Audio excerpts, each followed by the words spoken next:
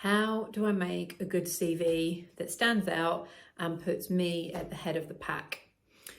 Great question. So, there are so many different views out there on how to present your CV. I really don't think you need to spend money on a fancy CV service, but you do need to constantly adapt and refine your CV. Think about it as an evolving document. Add to it, take bits away, change it, keep it current. All of those things are really important. I'm going to share with you what I think the main things to have on your CV for an interim manager. First of all, it's about your profile. So this is a really important part of your CV. Imagine the back of a book. Before you buy a book, you turn it over and you look at the summary. What is that designed to do? It's designed to excite you, it's designed to inform you and to make you keep reading and finally make that purchase of that exciting book. Exactly like a hiring manager or a recruiter looking at your CV. They'll read that profile and if it excites them, they'll want to read more. So keep that profile interesting, don't be boring.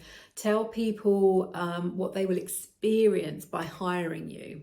Next for me would come track record, a list of 4 or 5 career highlights and outcomes, usually in bullet points.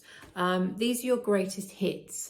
It should back up what your value proposition is and really validate to the client that you can deliver on X, Y, and Z.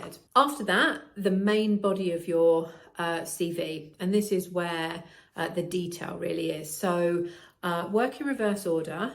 Latest assignment first. Who did you work for? A short description of the organisation goes down really well. What was the assignment brief? What were you hired to do for them? And then focus on your outcomes. What did you deliver for that client? Where did you move them to? What situation were they in? Where did you get them to? How much money did you save them? What did the organisation achieve by having you there? Why was it important that you were in that role? So try and think of each assignment as a mini case study and tell a story about it. And then underneath the main body, you can have a last words section.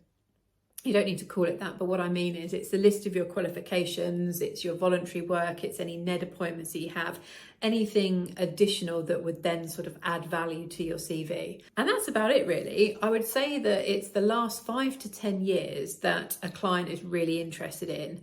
Beyond that, it's just a bit old, so less detail is required. It's still important to know what you did, where you were, because it does show a story, but you really don't need to go into detail. Just focus on the last 5 years, stretching to 10 maybe.